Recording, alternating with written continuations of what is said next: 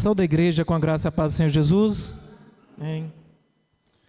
Irmãos, a gente sente de maneira bem forte a presença do Espírito Santo nessa igreja, com os louvores, com as falas. E a irmã Nilza começou a falar de amor, de cuidado. A gente percebe que é uma fala completamente inspirada. No último domingo a pregação foi sobre amor. E hoje nós vimos aqui também uns louvores lindos sobre amor. E quando a irmã Nilza estava falando, eu estava pensando, como o que está sendo dito está dialogando com a pregação de hoje. Uma pregação que vem assim um pouco, pode parecer um pouco dura, mas é sobre cuidado. Sobre amor, sobre cuidado. As palavras do irmão Antônio Lousada, no sentido de estar fortalecendo, realmente precisamos de mais oração, e a gente precisa a cada dia fortalecer a ideia de que nós vivemos para a honra e glória do Senhor Jesus. Isso aqui é o caminho. Querida igreja, a nossa pregação hoje tem como tema a igreja visível e invisível. Todos serão salvos? E aí nós falaremos muito de relacionamento. Peço que abram as Bíblias, por favor, em Mateus 13, 24 a 30. E aqui a gente começa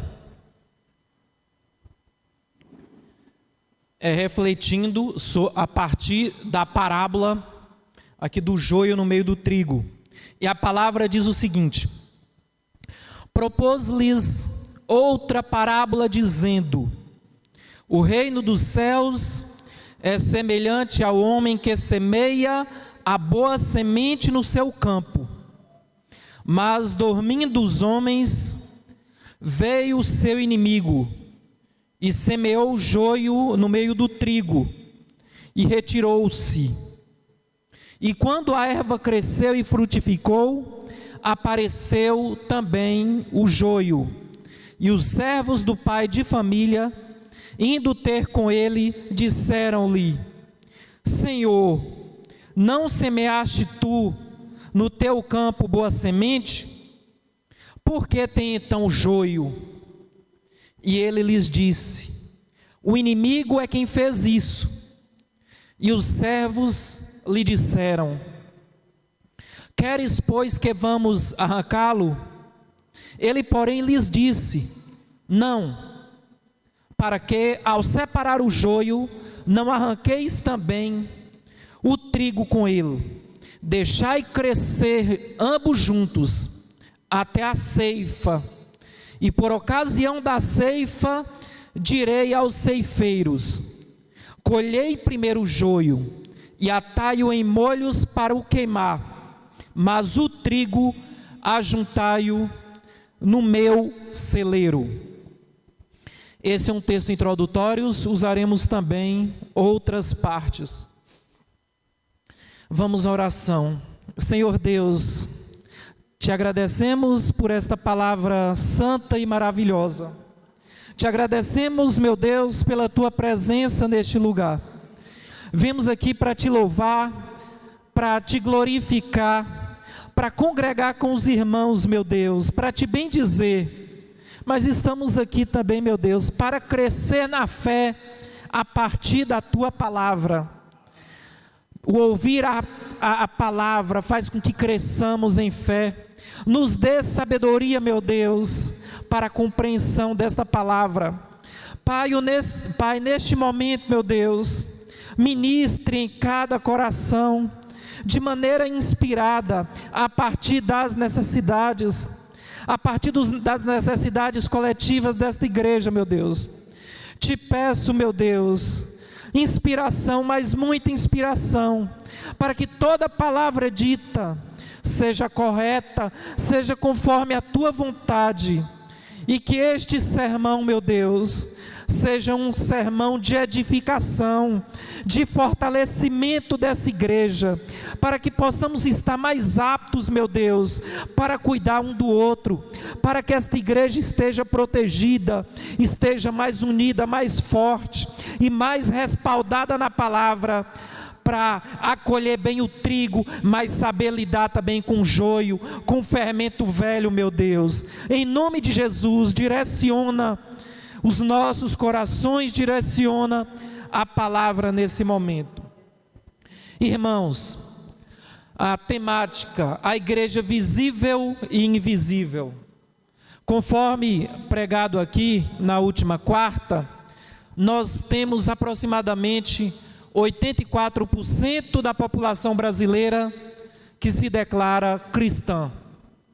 O número de cristãos convertidos sabemos que é bem menor. Não julgamos nenhum, mas as práticas mostram isso.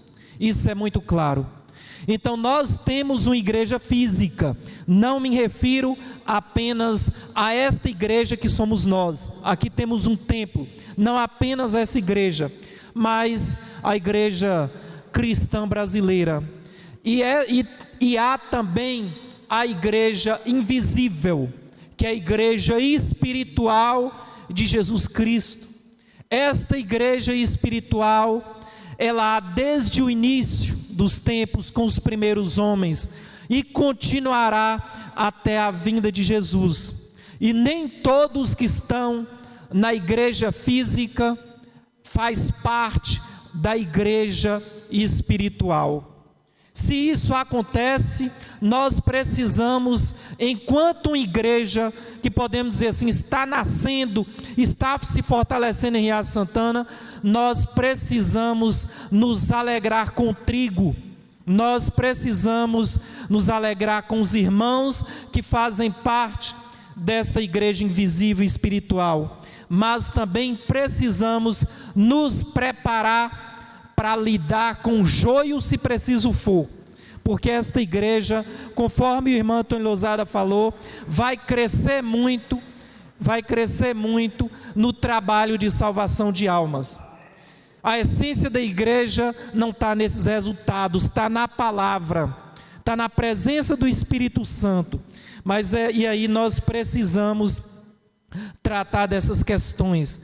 E aqui no texto lido, em Mateus 13, 24 a 30, Jesus estava pregando para uma multidão, e a multidão não compreendeu bem, nem os apóstolos.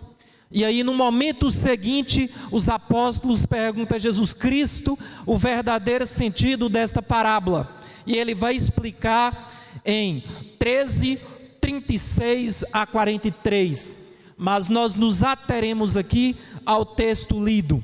E aí a gente já traz uma provocação. Qual o tema desta parábola? Qual o assunto desta parábola? Vamos começar aqui fazendo uma análise cuidadosa. Vamos lá, revendo o texto. Propôs-lhe outra parábola. Jesus estava pregando aquela multidão em parábolas. Havia pregado em um momento anterior a parábola do semeador, e agora vem a parábola do joio. Ele pregou dizendo assim: o reino dos céus é semelhante, e vem explicar tudo aí sobre o reino dos céus. Logo a parábola é sobre o reino dos céus. O reino dos céus não é apenas quando estivermos nos céus.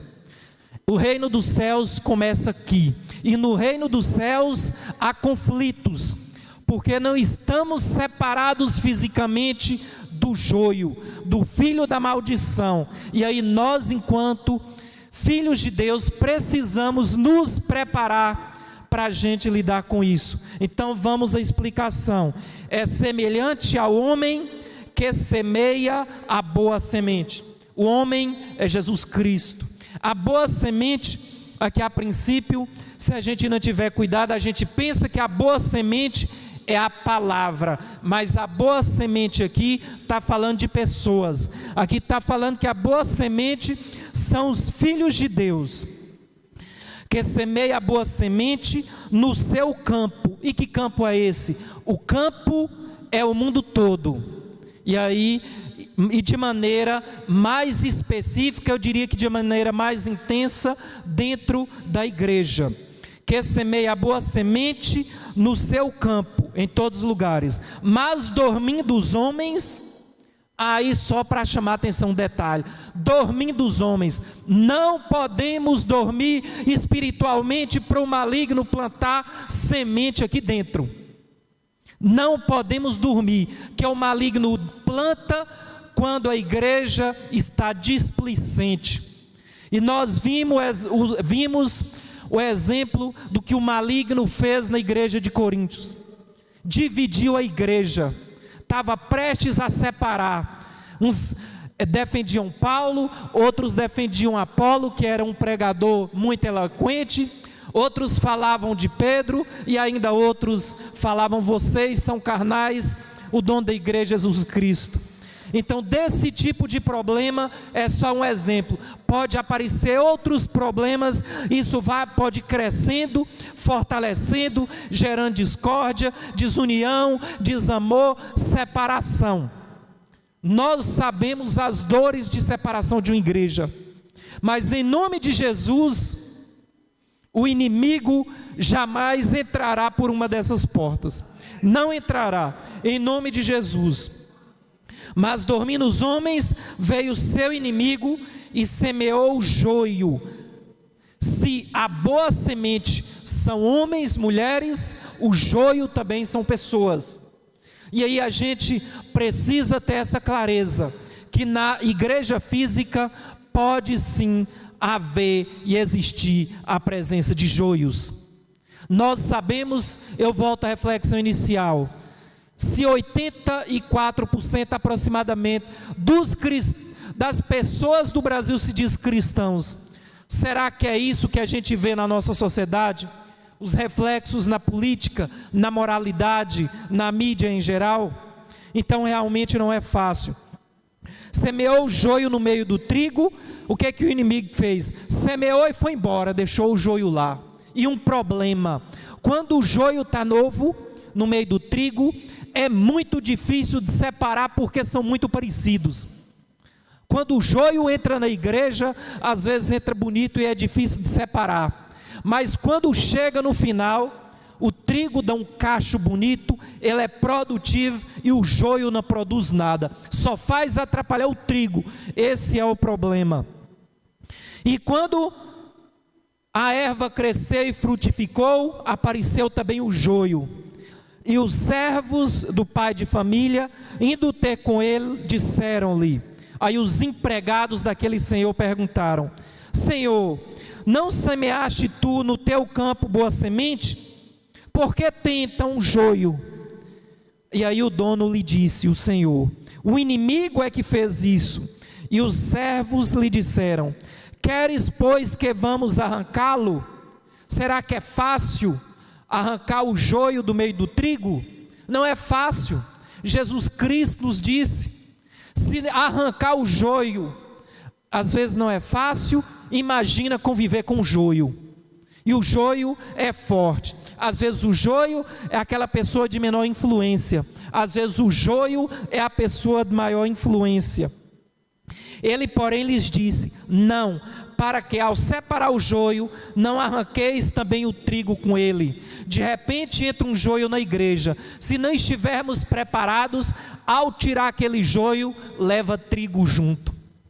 Não é fácil, porque não compete a nós dizer quem é joio e quem é trigo. Apenas Jesus Cristo vai fazer isso. Nós jamais podemos dizer que uma pessoa é joio. Pode ser que entre aqui pessoas ímpias, ímpia, win, um prefixo de negação, piedade, sem piedade, mas aquela pessoa pode se converter e se tornar trigo. Pode entrar aqui uma pessoa dura, cheia de pecados, um alcoólatra, uma pessoa cheia de outros pecados, e não ser joio, ser filho de Deus, precisando da palavra para salvação, mas pode entrar um bonitinho e ser joio. E aí nós precisamos nos fortalecer, buscar discernimento espiritual para isso. Deixai crescer ambos juntos até a ceifa, até a ceifa, que é o período da ceifa, a colheita, da consumação dos séculos. E por ocasião da ceifa, direi aos ceifeiros, que são os anjos: colha primeiro o joio e atai-o em molhos para o queimar. Então, no final dos séculos, então haverá aí a queima no inferno, a condenação eterna do joio, e na sequência o trigo, ajuntai-o no meu celeiro, que é os céus, tão aguardado por nós. Cristão salvo não pode esquecer do que nos espera. Às vezes a gente tem dificuldade de imaginar a cidade celestial. Às vezes temos dificuldade de imaginar como é Jesus Cristo, Jesus ali do lado do Pai. A gente precisa às vezes até pregar mais, estudar mais sobre Apocalipse, para a gente olhar mais para cima. E aí continua aqui, e aí alguns detalhes: precisamos ter cuidado nas relações externas e também aqui na igreja. Inclusive nós não podemos julgar ninguém. Só ratificando aqui alguns pontos. Na conferência de Westminster, da qual a igreja presbiteriana, ela confessa essa conferência, confissão, desculpa, a conferência gerou a confissão de Westminster. Nós precisamos pregar para todos, amar a todos, acolher a todos. Então não estamos para julgar, mas precisamos estar com olhos abertos, atentos a essas questões. O que nós precisamos é adubar o trigo para que ele se fortaleça e que ele cubra e que ele aniquile o joio se chegar, e adubar o trigo com a palavra de Deus. É assim que o trigo fica forte. Se o trigo estiver forte, ele engole, ele tapa o joio não floresce. Então nós precisamos cada vez mais estar focados na palavra, na leitura, com pregações cada vez mais com textos bíblicos, principalmente enquanto não tivermos uma escola bíblica dominical. Precisamos estar lendo nas nossas casas, precisamos sempre ter muito cuidado em tudo que fazemos. É muito bom compartilhar vídeos, mensagens no grupo da igreja, mas vamos sempre com cuidado, sempre olhar direitinho, para evitar, para não dar porta nenhuma, não é? E aqui, isso que estamos falando não é para ninguém entristecer. A pregação não é para puxar ninguém para baixo, é para lutarmos. Aqui é lugar de luta, é para nos fortalecermos. E aí a gente traz uma indagação para nós continuarmos e refletirmos também sobre o fermento. Qual pode ser o impacto de pessoas não salvas numa igreja? Quem aqui, qual o impacto de pessoas não salvas numa igreja de joio? O joio é o filho do maligno. Não há possibilidade de salvação para o joio. Vamos a um exemplo bíblico na igreja de Coríntios. Abra por favor, 1 Coríntios 5, capítulo 5, versos 6 a 11. Nesse contexto, Paulo orienta, repreende e exorta sobre um relacionamento incestuoso de um filho com a esposa do seu pai. Aí o texto não diz se o pai estava vivo ou não. De qualquer forma, um relacionamento pecaminoso. Era uma igreja com problemas. E aí a gente vai ver aqui, 1 Coríntios 5, 6. Não é boa a vossa jactância. Ali, a tradução um pouco diferente. Vamos aqui. Não é boa a vossa jactância, a arrogância, a prepotência daquele povo. Não sabeis que um pouco de fermento faz levedar toda a massa? E aí é esse tema que a irmã Nilza estava falando. Não podemos deixar que nenhum fermento levede a massa. Na Bíblia, fermento está sempre atrelado a pecado, a maus costumes, a coisas velhas. Então não podemos deixar que isso aconteça. Aqui, imagina alguém fazer um comentário negativo sobre o outro na ausência. É entristecedor. Não pode. Nós precisamos nos fortalecer em transparência, em cuidado. Muitas vezes a gente quer dizer uma coisa, mas fala outra. A gente precisa ter cuidado nas palavras. Precisamos olhar mais para o outro com um olhar de amor, de cuidado. Precisamos estar juntos. Como sempre fala o irmão Souza, aquela oração de mãos dadas, aquilo é simbólico, aquilo é um momento de, vamos dizer assim, de maior proximidade nessa congregação entre os irmãos. Isso é maravilhoso. E aí o texto continua: alimpai-vos, pois, do fermento velho. Que fermento velho é esse? Muitas vezes esse fermento velho está atrelado a pecado, o pecado que as pessoas não conseguem se soltar, ou a costumes que, mesmo não sendo pecado, atrapalham. Aqui nesse contexto histórico, a gente tem o caso dos fariseus, que eram muito religiosos, muito moralistas, e isso atrapalhava a igreja de Cristo. O caso dos saduceus, com viés mais político, mais liberal, e que também deturpava o evangelho de Cristo. O exemplo dos herodianos, às vezes com viés mais radical, voltado para Herodes, perseguidores. Então esse tipo de coisa, com outras vertentes, pode aparecer. Nós temos aqui ideologias diferentes, porque apesar de cristãos, nós temos outras experiências, outros contextos de vida. Às vezes estivemos em outras igrejas, mas nós precisamos ter o amor acima de tudo, a hierarquia, a gente sempre dialogar com o líder dessa igreja, com o pastor Durval, de maneira muito clara, porque a gente está sempre decidindo, caminhando junto com ele, para evitar que comece a surgir duas linhas. Então nós precisamos ter esses cuidados, para que sejais uma nova massa. A nova massa é aquela que Jesus prepara, que regenera, que ele pisa muitas vezes, assim como pisou em Paulo. Ele sofreu, e dessa massa, desse barro é que saem os jarros mais lindos. Assim como estáis sem fermento. Não é porque o fermento, ele adultera, ele modifica a massa, ele inflama a massa. Porque Cristo, nossa Páscoa, referindo à ressurreição, foi sacrificado por nós. Por isso, façamos a festa, não com fermento velho, nem com fermento da maldade e da malícia, mas com os ázimos da sinceridade e da verdade. Então a nossa festa, a nossa alegria é com esses ázimos. Aqui está tratando de maneira conotativa, de maneira, vamos assim, coloquial. Os ázimos eram os pães usados pelos judeus em formato de uns beijus hoje, não é? Do beijuzinho, mas sem fermento, puro. E aí esses pães são as pessoas que estão em Cristo. Algo que não é contaminado.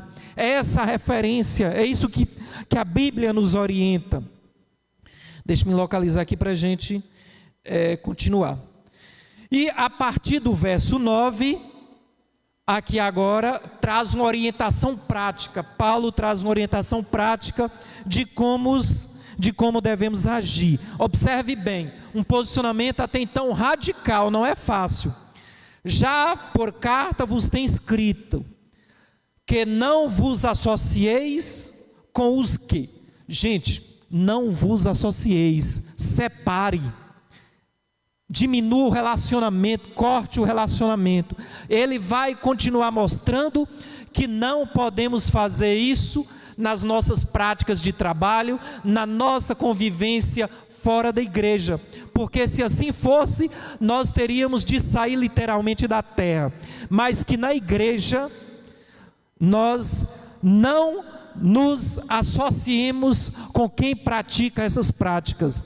O sentido é de corte, orienta, admoesta, dê conselhos, mostra segundo a palavra, mas esse tipo de prática não pode continuar. Observe bem aqui: não vos associeis com os que se prostituem.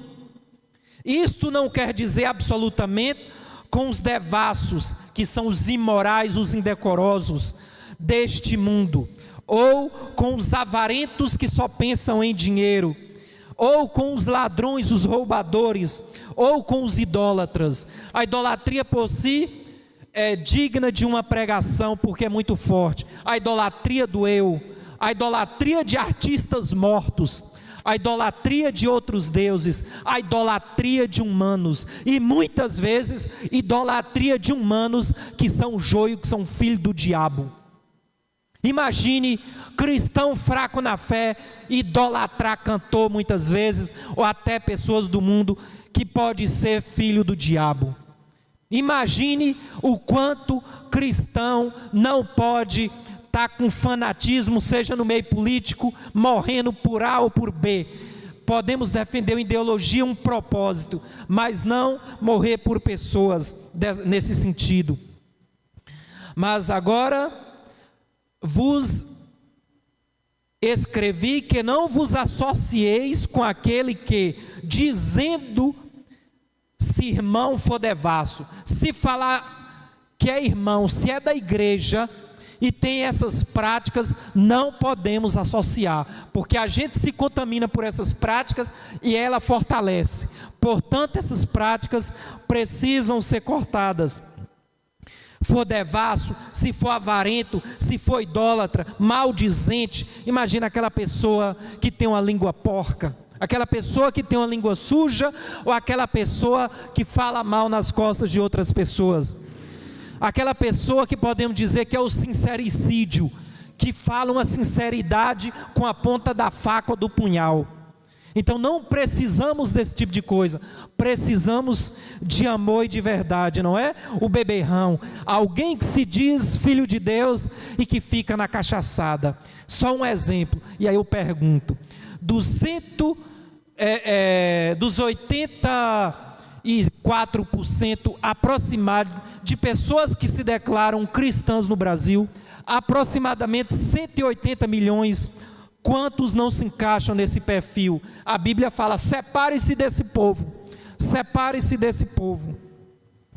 O beberrão, o roubador, com tal, nem ainda com mais, nem compartilha um almoço. Não podemos julgar, mas podemos nos proteger, porque esse fermento, esse joio, tem um poder terrível. E aqui a relação entre irmãos é muito próxima, influencia, por isso precisamos estar de olho no fermento. E aqui o discernimento do fermento vem com a palavra, que a palavra é a nossa bússola.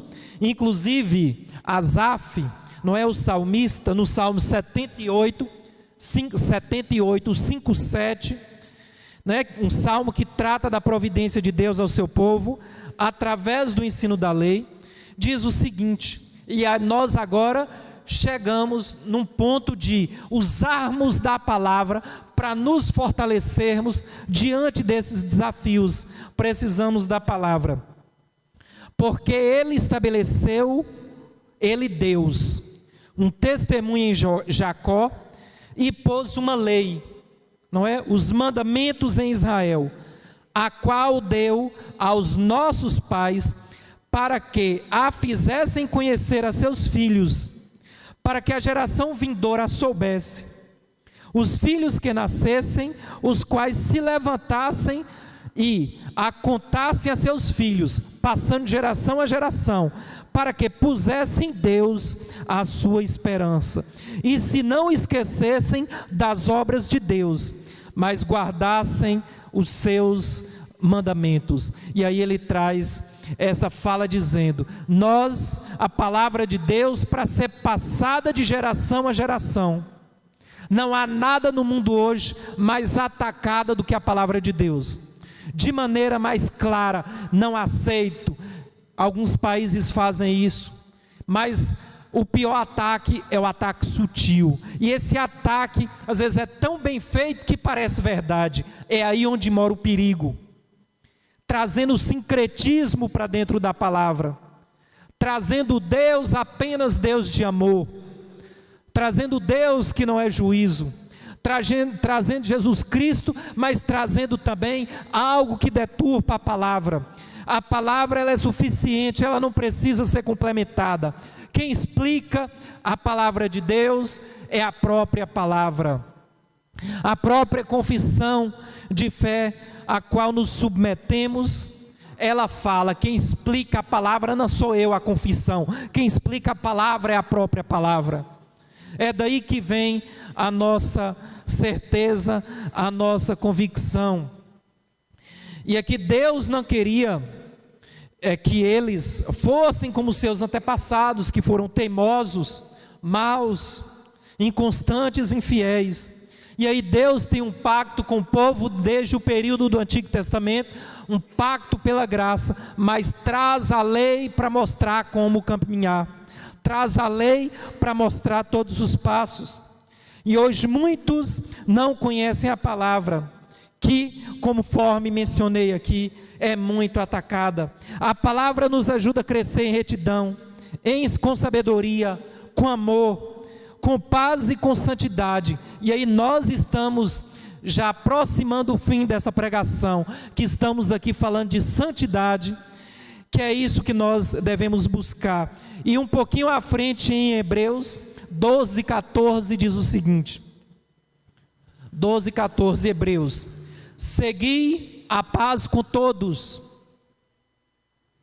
e a santificação, sem a qual ninguém verá o Senhor. Olha que palavra forte. Nós precisamos paz com todos e a santificação. Só que a santificação é algo que está um pouco além, porque sem a qual, ou seja, um pronome relativo, refere-se à santificação, ninguém verá a Deus. Então não julgamos, mas quem vive vida de santificação é filho de Deus. Quem não tem uma vida de santificação, ou ainda não foi convertido, ou literalmente não é filho de Deus, é filho do maligno. E a gente precisa crescer em santificação, porque a santificação faz com que a gente tenha mais confiança, que a gente tenha mais intimidade, que a gente tenha união com Deus. E aqui nós vamos ver ainda em Hebreus 3:14.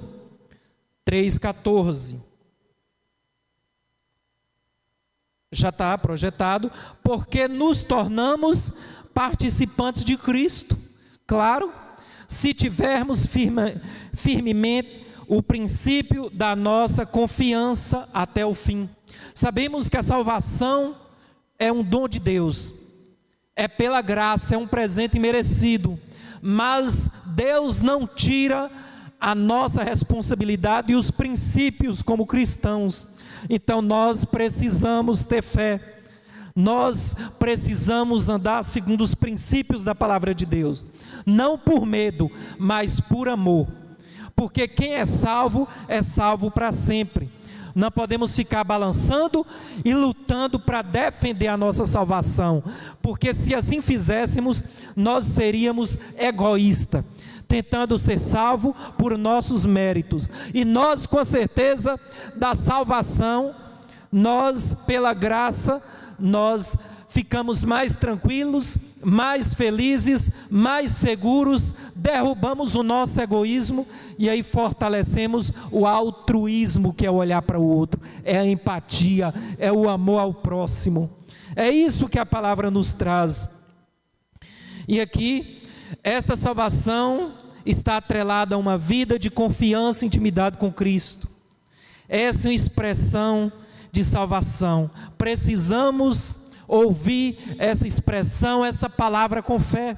Essas palavras que são ditas, são palavras, é a Bíblia. Nós estamos aqui numa pregação objetiva, então aqui não há possibilidade, aqui não há opção de crer ou não crer. Nós estamos alimentando da palavra de Deus, e nós precisamos estar com os ouvidos abertos.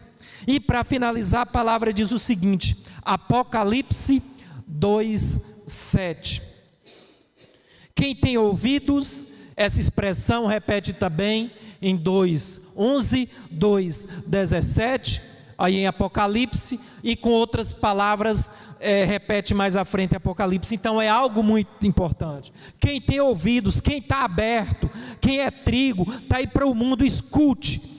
Quem tem ouvidos, ouça o que o Espírito diz às igrejas. O Espírito diz o quê? Ao que vencer. Quem vence é Jesus Cristo, Ele tem a igreja. Nós vencemos em Jesus Cristo, continuamos firmes.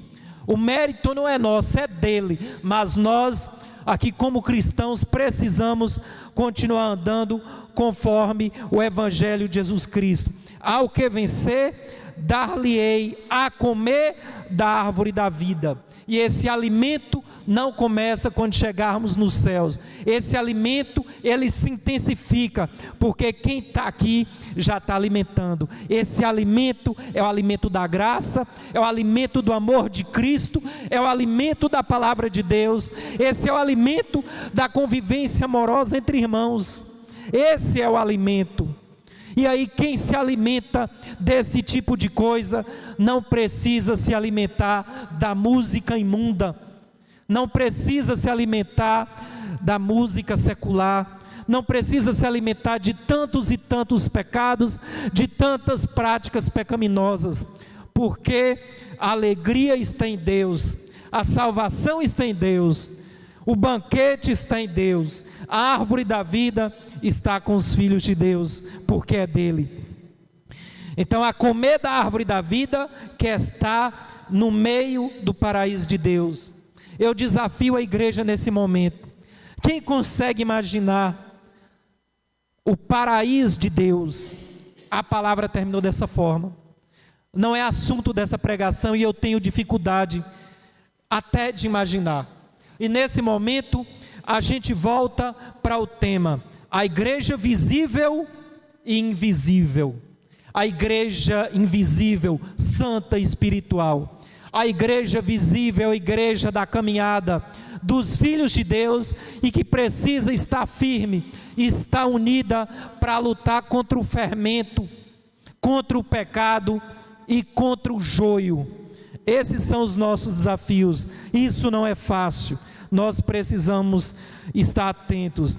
E aí vem a pergunta: igreja visível e invisível, todos na igreja serão salvos? Aí depende de qual igreja estamos pensando. Obviamente na igreja invisível, sim. E nós somos da igreja invisível porque entregamos nossa vida a Cristo, porque nós temos uma vida ainda que pecadores, mas na busca de santidade. Às vezes a gente se sente fraco, mas se Cristo está conosco, a nossa posição é de salvos, e aí não podemos nos balançar por emoções, mas por nosso estado espiritual. É uma questão de sabedoria. Agora, quantas pessoas que se dizem cristãs, que estão fazendo coisas absurdas, estão buscando dinheiro, aí é de se pensar, estão buscando dinheiro na igreja, estão cultivando pecados terríveis até contra o próprio Espírito Santo. Então, esse contexto aqui, a gente percebe que tem uma distância de nós, mas precisamos nos proteger para que ele não entre naquelas portas e venha nos atrapalhar. Irmãos, vamos nos preparar, porque essa igreja aqui, nós veremos mais e mais maravilhas. Não há maravilha maior do que a que já vimos aqui hoje. Não é um culto inspirado. A inspiração nesse culto começou desde o início. A inspiração aqui começou desde o início. Isso é notório, isso é fato. E aí, nós devemos deleitar na alegria do Senhor. É para isso que vem essa pregação. Mas também não podemos dormir. Nós precisamos cuidar. E nós temos de ansiar continuamente também o paraíso eterno. Ó Deus, te agradecemos muito por esta palavra.